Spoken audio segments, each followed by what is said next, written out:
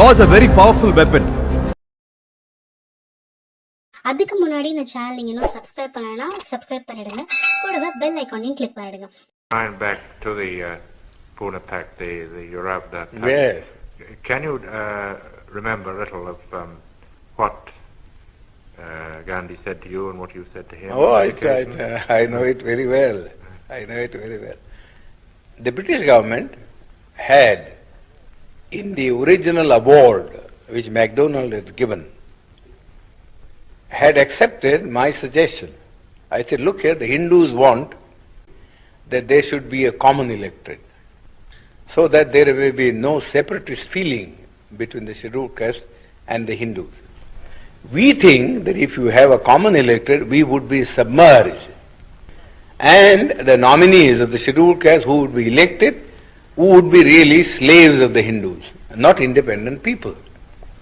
Now, I told Mr. Ramsay MacDonald that this is a sort of a thing that he might do. Give us a separate electorate.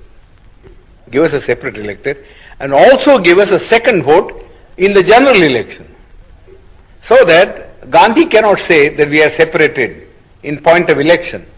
First of all, my contention was this, that for 5 years we live separately from the Hindus, with no kind of intercourse or intercommunication, you see, of a social or a spiritual sort. What can one day's cycle of participation in a common electorate do to remove this hardened crust of separatism which has grown for centuries? It's a foolish thing to think that if two people vote together, you see, in a common polling booth, that their hearts are going to change. It's nothing of the kind. Mr. Gandhi has got this madness in him. Well, let this be satisfied by this kind of a system. Give the untouchables 2 votes and give them a population representation of ratio, so that the weightage would be in terms of votes and not in terms of representatives, so that the Gandhi and others may not complain. That Ramsay MacDonald accepted. The award was really my suggestion. I wrote to him a letter from Naples that this is what I would like him to do, you see, so that there may be no trouble. This is exactly what he did. You see, gave us a separate electorate and also a vote in the general electorate. But Gandhi didn't want that we should send our 2 representatives. Therefore, he didn't want the separate electorate part of the award, and went on fast. Then they all came to me. They said, well, the British government said, if he agrees to abandon the award, then we have no objection. But we can't abandon the award ourselves. We have given the award, we have taken all things into consideration, and we think this is the basis. You have to read Ramsay MacDonald's letter. It's a very clear statement that we haven't done anything to aggravate the separation. In fact, we are trying to bridge it up by bringing the 2 sections together in a common electoral roll. But Gandhi's object was that we should not get a free independent representative. Therefore, in the first place, he said no representation ought to be given to us. That's how his stand in the Round Table Conference. He said, I recognize only 3 communities, namely Hindus, Muslims and Sikhs. These are the only 3 communities that will have a political recognition in the Constitution. But the Christians or the Anglo-Indians or the scheduled caste will have no place in the Constitution. They must merge themselves in the general community. That was the stand that he had taken. Well, all his friends, I know, you see, were asking him how foolish was his attitude. His own friends had quarreled with him on this subject, that if you are prepared to give a special representation to the Sikhs and special representation to the Muslims, who are 1,000 times superior in strength and political and economic stamina, how can you deny it to the scheduled caste or to the Christian? He always used to say, oh, you don't understand our problem. That's all he was saying. Alexander even, who was a great friend of his, had a serious quarrel with him, as he told me. Then that French woman, who was his disciple, I forget her name now, She also had a great quarrel with him. That we don't understand this attitude. Either you say we won't give anything to anybody.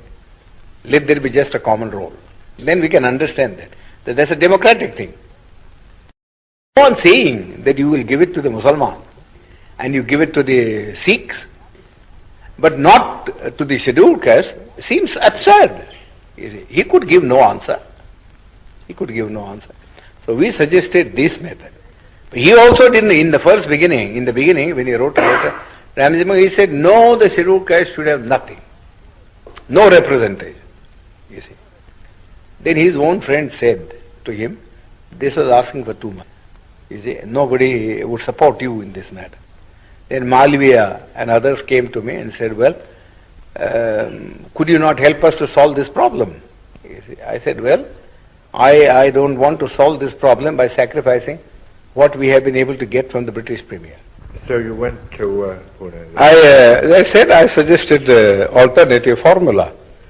And that formula was that I am not prepared to give up the separate electorate, but I am prepared, you see, to modify the thing in this way, namely that the candidates who would stand in the final election on behalf of the scheduled caste should be first elected by the scheduled caste themselves, sort of a primary election, and that they should elect 4 people. 4. And the 4 then should stand in the general electorate. And let the best one come. See, so that we get some assurance that you don't put up your own nominees, but that we do get people who will express our voice in the parliament. That Mr. Gandhi had to accept, so he accepted that. Of course, we had the benefit of it only in one election, in 1937. There you will see that the Federation swept the poll. Gandhi was not able to get a single candidate of his party elected. Well, did he bargain very hard at the end of his fast? Oh, of course. He bargained and bargained. I said nothing doing. I am prepared to save your life, provided you do not make hard terms. But I am not going to save your life at the cost of the life of my people. This is too much. How much I have labored in all this, I know very well. And I am not going to sacrifice your whim. I sacrifice our people's interest just for the sake of satisfying. Yours is a whim. How can one day's common election alter the situation? It simply cannot alter the situation. So really he worked entirely as a politician. As a politician. He was never a Mahatma, and I refuse to call him Mahatma. I have never in my life called him Mahatma. He doesn't deserve that title. Not even from the point of view of his morality. Video உங்களுக்கு பிடிச்சிருக்கும் அப்படின்னு நம்புறோம். இந்த மாதிரி நாங்கள் வேறு எதனா பற்றி எக்ஸ்பிளைன் பண்ணணும்னு நீங்கள் நினச்சிங்கன்னா மறக்காமல் கமெண்ட் செக்ஷனில் மென்ஷன் பண்ணுங்கள். அப்படியே எங்கள் வீடியோவை லைக் பண்ணுங்கள், ஷேர் பண்ணுங்கள். மறக்காமல் சேனலை சப்ஸ்கிரைபும் பண்ணிடுங்க. நன்றி.